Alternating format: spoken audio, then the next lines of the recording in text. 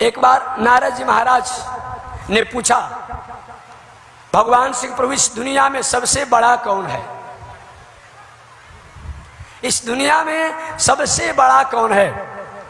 भगवान ने कहा नारद तुम ही तय कर दो, तुम ही तय कर दो इस दुनिया में सबसे बड़ा कौन है। नारद के प्रभु हमको जब तय करना हो तो आपसे हम काहे पूछते? नहीं, आप तय कर दीजिए। देखिए कोई बड़ा आदमी जो होता है वो किसी बातों को डायरेक्ट नहीं कह करके इनडायरेक्ट कहता है अपने आप में। ये भी बड़े आदमी का एक स्वरूप होता है, ये भी बड़े आदमी का एक स्वरूप होता है, एक संस्कृति होती है, एक संस्कार होता है, ऐसा बताया गया है। तो भगवान ने कहा नारद तुम ही बता दो कि इस दुनिया में सबसे बड़ा तुम्हारे दृष्टि में कौन है? नारद कह रहे महाराज हमारे दृष्टि में तो दुनिया में वही बड़ा है जो बड़ा काम करता है। बड़ा हुआ तो क्या हुआ, जैसे पेड़ खजूर, पंछी को छाया नहीं, फल लगे अति दूर। अरे बड़ा वही होता है जो बड़ा काम करता है। भगवान के नारद बता दो आखिर इस दुनिया में सबसे बड़ा कौन है?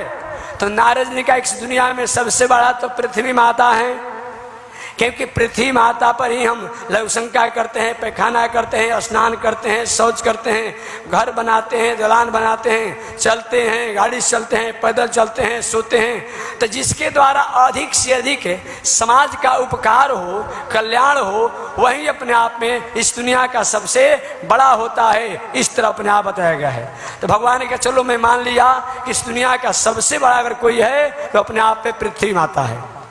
भगवान ने कहा नारद पृथ्वी से भी कोई बड़ा है। नारद का वो कौन बड़ा है बता दीजिए।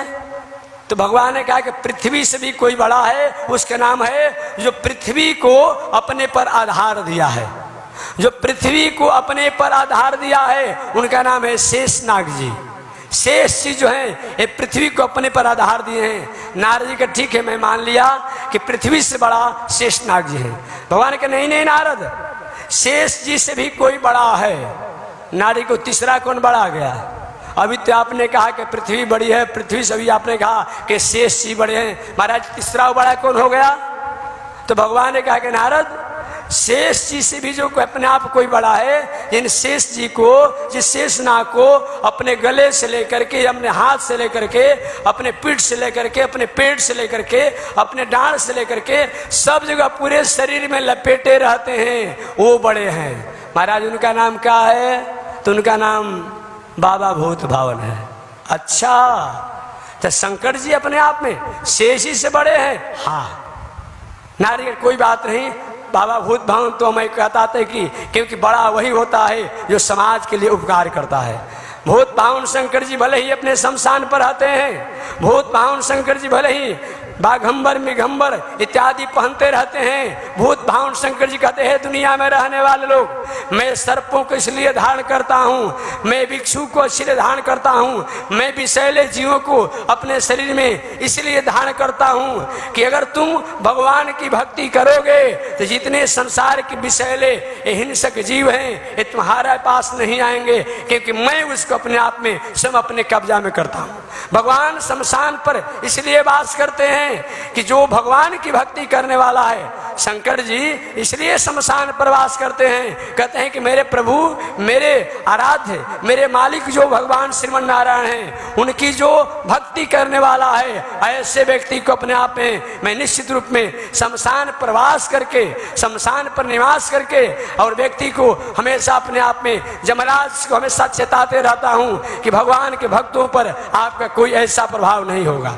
इसलिए बाबा भूत भावन शंकर जी शमशान पर वास करते हैं। तो हमारे भगवान ने कहा कि नारद शेष जी से भी कोई अगर बड़ा है, उनका नाम है अपने आप पे बाबा भूत भावन शंकर जी। चलो महाराज मैं मान लिया। कुछ ही देरों के बाद भगवान का नहीं नारद, शंकर जी से भी कोई बड़ा है।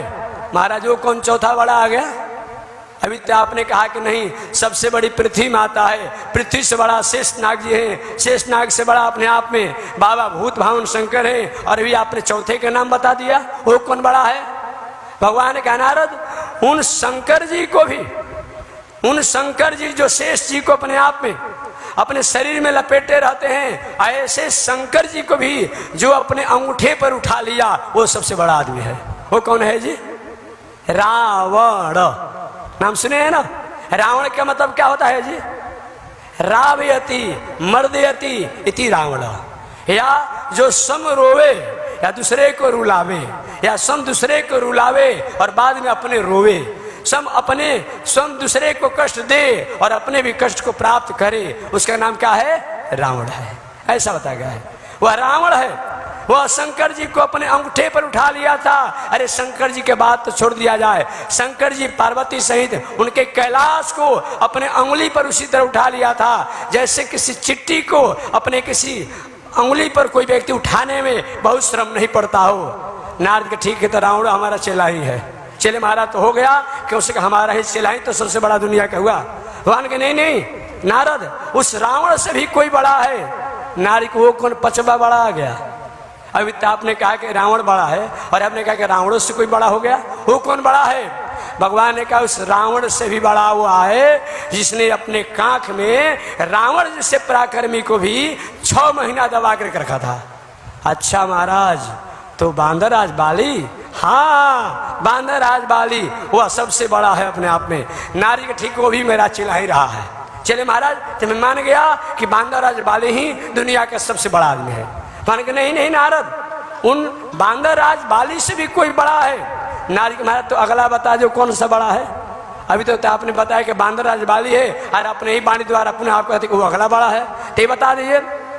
तो पुनः अपने आप में हमारे भगवान कहते हैं कि नारद, ऐसा जो बांदरराज वाली, जो रावण जैसे पराक्रमी को भी अपने आप ने अपने कांख में दबा कर रखा था, ऐसे बांदरराज वाली को जो पलक गिरते गिरते अपने आप में जिन्होंने उसके बहुत बड़ी सेना को समाप्त कर दिए। लव निमेश परिमाण जुग बरस कोटि सद चंड भजसिन रे मन राम को कालू जास को दंड, ये बताया गया है। ऐसे भगवान श्री राम हैं जो कि इतने प्रभावशाली पराक्रमी, जो बांदरराज वाली को अपने आप में जिन्होंने लो अपने आप पलक गिरते गिरते समाप्त कर दिए। नारी के प्रभु जब इतना अपने को बड़ा बनाना था, यही बात हमें बताना था, अपने को जब सिद्ध करना था बड़ा, तो इतना घुमा करके बताया।